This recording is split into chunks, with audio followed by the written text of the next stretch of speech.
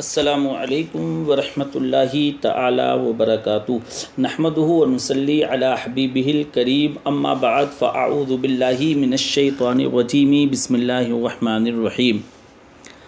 آئیے حضرات، سب سے پہلے آقائے نامدار مدنی تاجدار صلی اللہ علیہ وآلہ وسلم کی مقدس بارگاہ میں ہدیہ درود و سلام پیش فرما لیں اور پڑھیں صلی اللہ علی النبی الامی وبارک وسلم صلو علیہ صلاۃ سلاما علیکا یا سیدی یا رسول اللہ صلی اللہ علیہ وسلم۔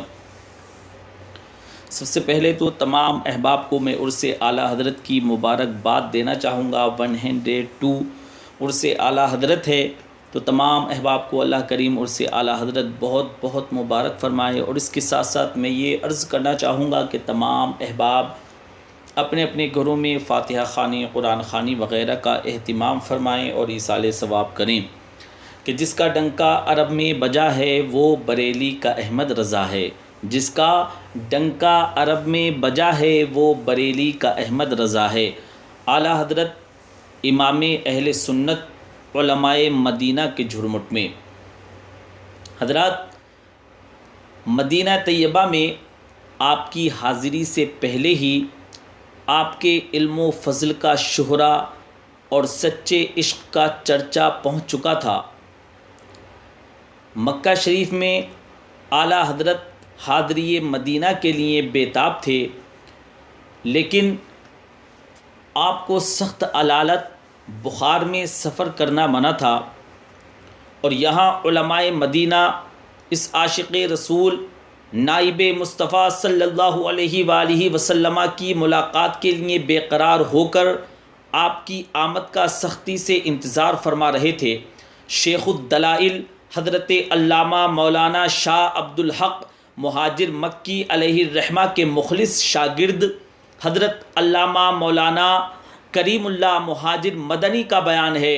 یہ فرماتے ہیں کہ ہم یہاں مدینہ منورہ میں کئی سال سے مقیم ہیں، بڑی دور دور سے علماء آتے ہیں اور چلے جاتے ہیں، دور و دراز سے علماء آتے ہیں اور چلے جاتے ہیں۔ الحمدللہ میں نے بھی کئی مرتبہ حضور علیہ الصلاۃ والتسلیم کے روضہ نور کی زیارت کی ہے۔ میں نے بھی وہاں پر دیکھا ہے بڑے بڑے چوٹی کے علماء آتے ہیں۔ حضرات تقریباً 9 مرتبہ حاضری کا شرف حاصل ہوا تو میں نے دیکھا بڑی بڑی چوٹی کے علماء آتے ہیں، کوئی بات تک نہیں پوچھتا، لیکن حضرات امام اہل سنت کے پہنچنے سے پہلے علماء تو علماء اہل بازار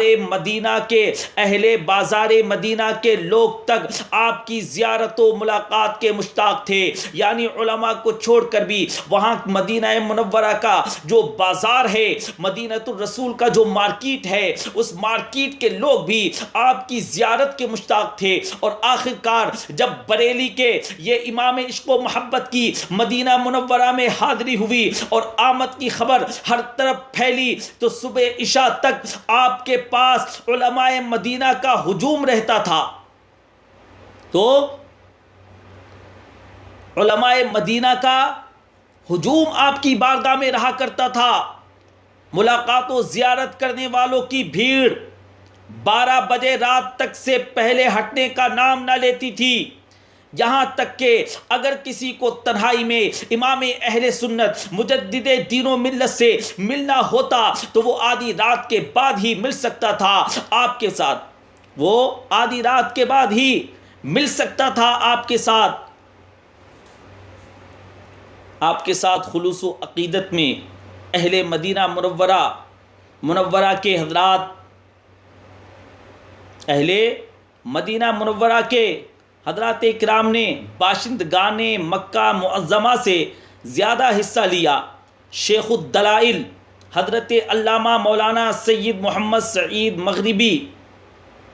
سعید مغربی کے کمال کی عقیدت کا یہ عالم تھا کہ آپ سرکار اعلیٰ حضرت رضی اللہ تعالی عنہ کو سیدی کہہ کر مخاطب کرتے تھے۔ آپ سیدی اعلیٰ حضرت کو سیدی کہہ کر مخاطب کرتے تھے۔ ایک مرتبہ امام اہل سنت نے ان سے فرمایا کہ حضرت سید تو آپ ہیں۔ وہ بولے واللہ سید، کہا واللہ سید تو آپ ہیں، کہا سردار تو آپ ہو، اعلیٰ حضرت نے فرمایا میں سیدوں کا غلام ہوں.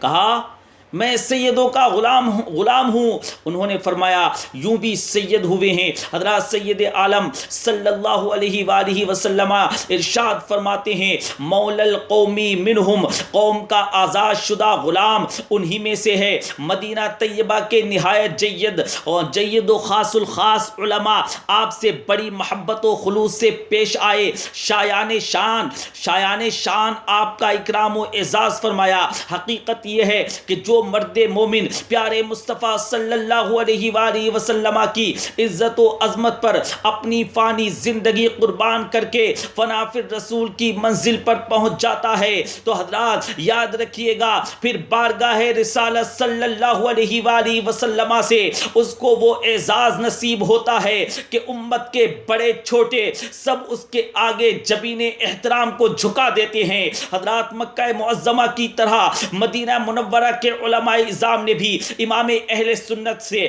سند اور اجازت لی اور یہ سلسلہ مدینہ طیبہ واپسی تک بلکہ قافلے کے اونٹ پر سوار ہونے تک قائم رہا. علماء اکرام سند لکھواتے اور اجازت لیتے رہے اور ان سب سند و اجازت ناموں کی کاپی الاجازت المتنبع میں الاجازت المتنیہ میں طبع ہو چکی ہے. ان سب کے علاوہ مفتی شافعیہ مولانا سید احمد برنجی نے حسام الحرمین کی تصدیق پر ایک رسالہ لکھا اور خباثت پھیلانے والے گنگوہی، نانوتوی، تھانوی وغیرہ کی کفریہ عبارتوں پر کفر کا فتویٰ دیا. اور یہ دیگر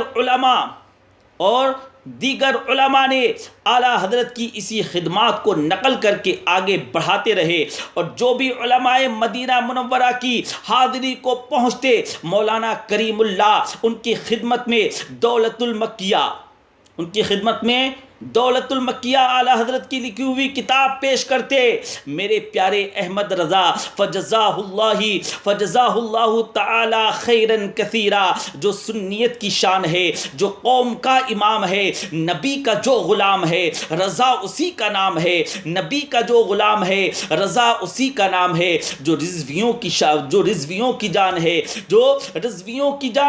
جو چشتیوں کی آن ہے، وہ قادری پٹھان ہے، رضا اسی کا نام ہے. حرم میں رتبہ پا